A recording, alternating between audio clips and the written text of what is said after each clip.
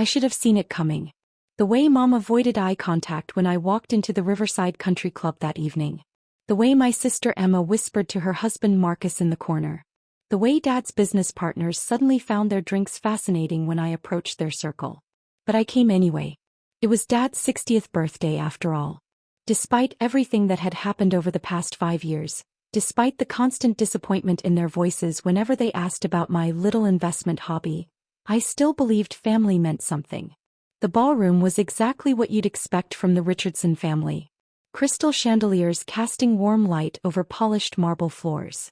Ice sculptures shaped like golf clubs, Dad's obsession. A 12-piece orchestra playing soft jazz while servers in crisp white uniforms carried silver trays of champagne and caviar. Sarah. Dad's business partner Robert Manning spotted me first. Good to see you, dear. How's what is it you do again? Before I could answer, Mom appeared beside me like a storm cloud. Patricia Richardson, elegant as always in her designer evening gown, but with that familiar look of barely contained frustration that I'd grown used to over the years. Robert, please don't encourage her financial fantasies, Mom said, her voice sharp enough to cut glass. Sarah has this little hobby where she thinks she's some kind of investor. I felt the familiar sting, but I'd learned to absorb it without reacting. Hi, Mom. You look beautiful tonight. She ignored the compliment entirely. Did you at least dress appropriately? This isn't one of your little coffee shop meetings. I looked down at my simple black dress, elegant, understated, but nothing compared to the designer gowns swirling around me. I think I'm fine. Fine isn't good enough for tonight, Sarah. Your father's colleagues are here. Important people. People who matter in this city. The implication hung in the air like expensive perfume mixed with poison. I didn't matter. My work didn't matter. My life didn't matter. Emma approached with Marcus trailing behind, both of them looking like they'd stepped off a magazine cover. My sister had always been the golden child, Harvard MBA, married to a successful hedge fund manager, everything Mom and Dad wanted in a daughter. Oh good, you made it, Emma said, though her tone suggested the opposite. We weren't sure you'd be able to get away from your computer. Marcus chuckled. Still day trading from your apartment, Sarah? Maybe it's time to consider a real career. I could get you an entry-level position at my firm. Assistant to an analyst, something like that. The condescension was so thick I could have spread it on toast. But I simply smiled. That's very kind of you to offer, Marcus. See. Mom's voice rose slightly. Even Marcus is trying to help you make something of yourself. But you're so stubborn, so convinced that staring at numbers on a screen all day is some kind of career. A small crowd was starting to gather. Dad's golf buddies, Mom's charity circle friends, various business associates who'd known me since I was a child. I could see it in their eyes, a mixture of pity and second-hand embarrassment for my parents. Patricia's right, said Mrs. Whitmore, one of Mom's tennis partners. At 32, Sarah should be established by now. Married perhaps. A real career. Exactly, Dad said, joining the conversation with a heavy sigh. We keep hoping she'll grow out of this phase. Come work for the company, meet the right kind of people. Richardson Construction had been Dad's life for 35 years. He'd built it from nothing into a $50 million operation, and he'd always assumed I'd eventually join the family business. The fact that I'd chosen a different path was a constant source of disappointment. David, you've been more than patient, said James Powell, Dad's lawyer and longtime friend. Some children just don't appreciate the opportunities their parents provide. I felt something shift inside me. For 5 years I'd endured these conversations. 5 years of being treated like a wayward child who refused to grow up. 5 years of having my work dismissed, my achievements ignored, my choices ridiculed. You know what? Mom's voice suddenly cut through the chatter like a blade. The orchestra was between songs and her words carried across the ballroom. I'm tired of pretending. She stepped closer to me and I could see something dangerous in her eyes. This wasn't just disappointment anymore. This was anger that had been building for years, finally finding its moment to explode. Sarah, she said, her voice projecting to ensure everyone could hear, I've tried to be patient. We all have. But you're 32 years old, living in a one-bedroom apartment, playing with imaginary money on your computer while your sister has built a real life. The ballroom was getting quieter. Conversations were stopping. People were turning to watch. Patricia, Dad said quietly, but there was no real attempt to stop her. No, David. It's time someone said this. Mom's voice grew stronger, more confident. Sarah, you're embarrassing us. You're embarrassing yourself. You show up to family events with your clearance rack dresses and your fantasy stories about being an investor. And frankly, we're all tired of pretending it's charming. My chest tightened, but I kept my expression neutral. Mom, maybe we should. Should what? Should continue enabling your delusions? Should keep pretending that what you do matters. She gestured broadly to the room full of successful, wealthy people. Look around you, Sarah. This is what success looks like. Real success. Not whatever game you're playing on your laptop. Emma looked uncomfortable now, but she didn't intervene. Marcus was smirking slightly, probably enjoying the drama. Dad's friends were watching with the fascination people show for car accidents. You know what the worst part is? Mom continued, her voice rising. We keep hoping you'll change. We keep thinking that maybe this time, maybe at this event, you'll announce that you're ready to join the real world. Instead, you show up looking like you're going to a job interview at a local bank. The cruelty in her voice was stunning. This wasn't just criticism. This was character assassination in front of everyone who mattered to my family's social standing. Patricia, please, Mrs. Whitmore said softly, but she was clearly enjoying the spectacle. No, Margaret. I'm done being polite about this. Mom turned back to me and her next words felt like physical blows. Sarah, you're 32 years old with no career, no husband, no prospects, and no apparent intention of changing any of that. You live like a college student and pretend to be a businesswoman. The room was completely quiet now except for the soft clinking of glasses as servers continued their work, pretending not to listen to the family drama unfolding. And frankly, Mom said, her voice carrying to every corner of the ballroom, I'm tired of explaining you to our friends. I'm tired of making excuses. I'm tired of pretending that your lifestyle choices don't reflect on this family. She took a deep breath and I knew what was coming before she said it. So let me be clear in front of everyone here tonight. Her eyes were cold, final. Sarah is no longer part of this family. She's made her choices and we've made ours. We're done pretending that her failures are somehow our responsibility. The silence that followed was deafening. 150 people watching as my mother publicly disowned me at my father's birthday party. I could see shock on some faces, satisfaction on others, and uncomfortable pity on most. Dad didn't contradict her. Emma looked at the floor. Marcus was trying not to smile. I stood there for a moment, feeling the weight of every eye in the room. 5 years of dismissal, ridicule, and condescension had led to this moment. 5 years of being treated like a child playing dress-up in the adult world. Then something interesting happened. Instead of feeling crushed or humiliated, I felt free. I understand, I said quietly, my voice carrying clearly in the silent ballroom. I reached into my purse and pulled out my phone. Not to make a dramatic exit call, not to text someone for support. I opened my investment app. The same app they'd all mocked, the same computer game they'd spent years belittling. Before I go, I said, my voice steady and calm, I want to show you something. I held up my phone so the screen was visible to the group gathered around me. The portfolio summary page was crystal clear. Total portfolio value, $87,347,293. Mom's champagne glass slipped from her fingers and shattered on the marble floor. The sound seemed to break the spell that had frozen everyone in place. What? Dad's voice was barely a whisper. I turned the phone so he could see the screen clearly. My little computer game, as you call it. My financial fantasies. Emma's face had gone completely white. Sarah, that can't be real. I swiped to show the individual holdings. Quantum Technologies. I bought in 3 years ago when it was trading at $12 a share. It's at $240 now. Biomed Solutions. Got in during their FDA approval panic. Bought at $8, sold half my position at $160. Marcus was staring at the screen like it might explode. Those are real numbers? Blockchain Infrastructure Corp. Everyone said it was a scam when I invested at $3 a share. It hit 120 last week. I scrolled through the holdings casually like I was showing vacation photos. Green Energy Futures, Neurological Advances Inc. Quantum Computing Solutions.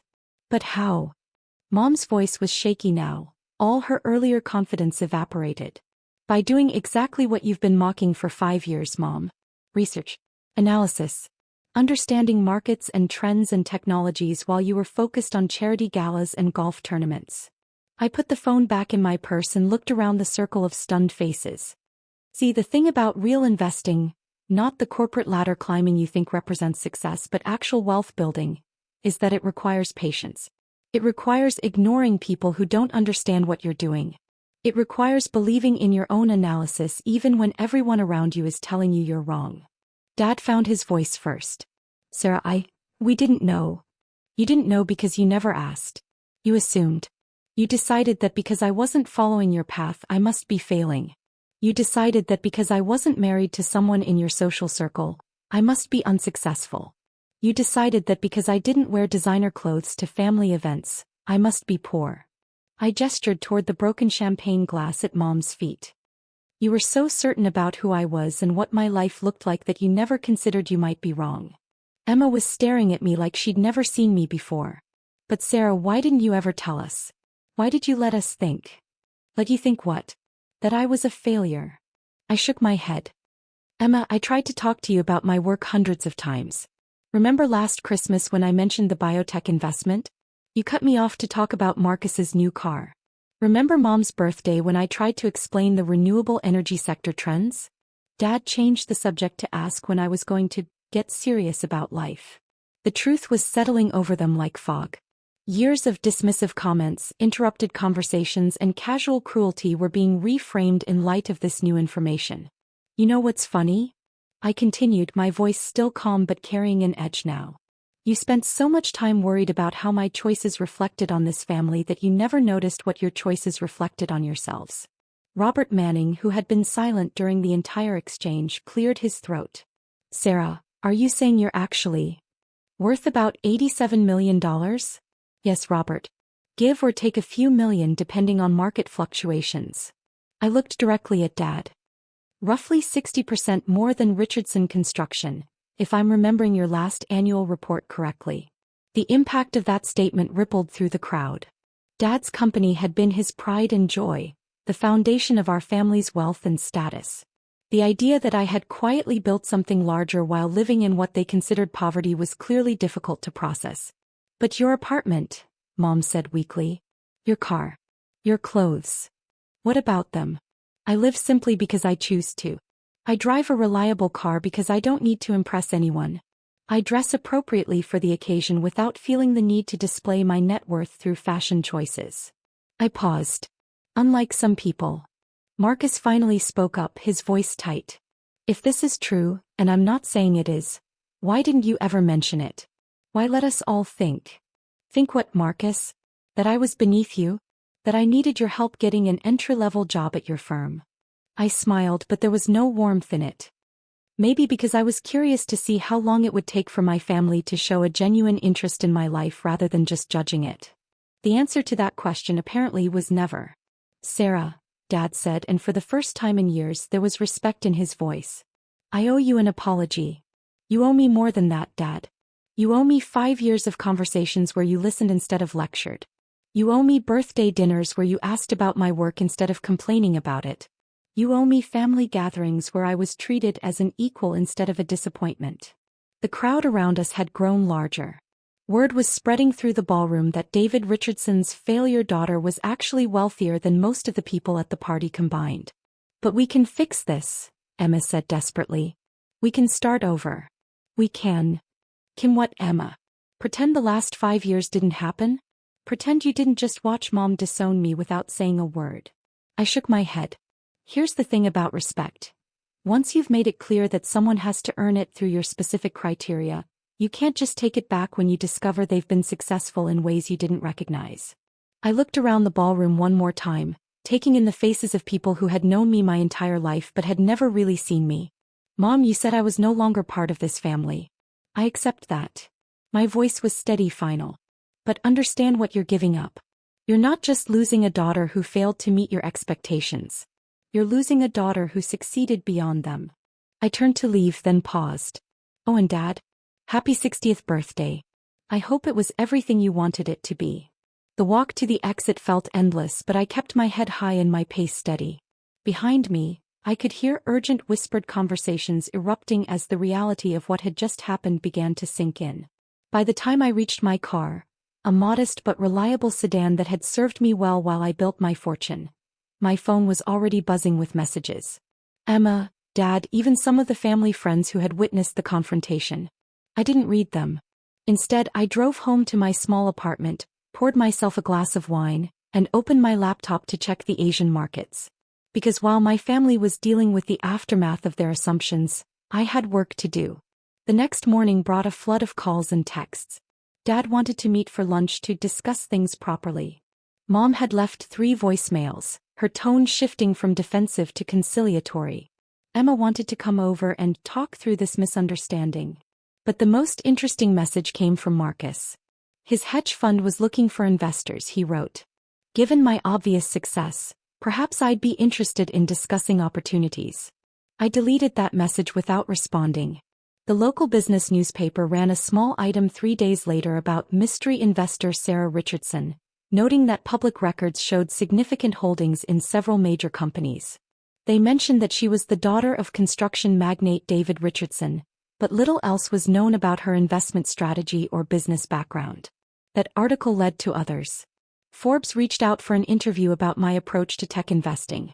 The Wall Street Journal wanted to discuss my thoughts on emerging markets. CNBC invited me to appear on their morning show to talk about my biotech portfolio. Suddenly, the same financial world that my family had claimed was beyond my reach was very interested in what I had to say. I accepted some interviews, declined others. I talked about my investment philosophy, my research methods, my approach to risk management.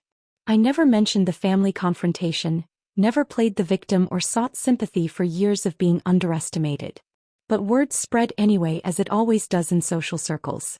The story of David Richardson's daughter, the one who had been publicly dismissed at his birthday party only to reveal an $87 million portfolio, became something of a legend in our city's business community. 3 weeks after Dad's party, I received a formal letter from Richardson Construction's board of directors. They were inviting me to join as a strategic advisor, with a focus on investment and growth opportunities. The salary offer was generous, the benefits package impressive. I sent a polite decline. 6 weeks later, Emma called in tears. Her marriage was struggling, she said. Marcus had made some bad investments and lost a significant portion of their savings. Could we meet? Could I offer some advice?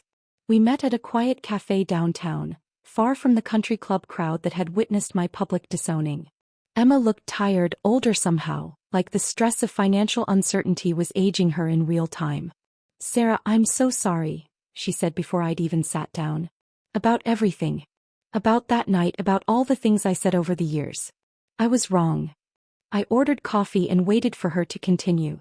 Marcus invested our emergency fund in some cryptocurrency scheme. Lost almost $200,000. Her voice cracked. We might have to sell the house. I'm sorry to hear that, Emma. The thing is, she continued, I keep thinking about all the times you tried to talk to us about investments, about market trends, about opportunities. We never listened. We thought we knew better. He was right, of course. They had thought they knew better.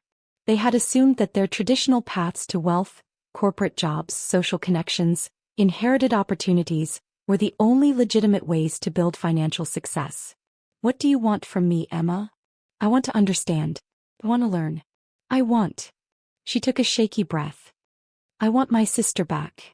I studied her face, looking for signs of manipulation or desperation that might make this conversation about money rather than reconciliation. But what I saw was genuine remorse and something I'd rarely seen from my family: humility. It's not going to be easy, Emma. You can't just apologize and expect everything to go back to how it was. I know. I understand that. But maybe we could start somewhere. Over the next hour, I explained some basic investment principles. I talked about research methods, risk assessment, market timing. Emma listened intently, taking notes, asking thoughtful questions. For the first time in years, she treated me like someone whose opinions mattered. When we parted ways, I didn't commit to anything beyond possibly meeting again. Trust, I told her, would have to be rebuilt slowly. Dad took a different approach. He showed up at my apartment on a Saturday morning, looking older and more uncertain than I'd ever seen him. Sarah, can we talk? I invited him in, offered coffee, waited for him to find his words. "I've spent the last 2 months thinking about that night," he said finally. "About all the nights, really. All the times I dismissed your work, your choices, your life." He looked around my modest living space with new eyes, probably wondering how someone worth nearly $90 million could choose to live so simply. "I built Richardson Construction from nothing," he continued. "I was proud of that. I wanted you to be part of it, to carry it on. When you chose a different path, I felt like you were rejecting everything I'd worked for." "I wasn't rejecting anything, Dad. I was creating something new. I know that now. But then, it felt personal. It felt like you were saying my way wasn't good enough for you." I could see the pain in his eyes, the regret of a father who had spent years pushing away a daughter because he couldn't understand her choices. "Your way built a successful company and provided a good life for our family," I said. "But it wasn't my way. That doesn't make either of us wrong." "But I made it about wrong and right, didn't I? I made it about success and failure instead of just different paths." We talked for 3 hours that day. He asked about my investment strategy, my research methods, my long-term goals. He listened, really listened, in a way he hadn't done in years. When he left, he hugged me for the first time since I was a teenager. "I'm proud of you, Sarah," he said quietly. "I should have said that years ago."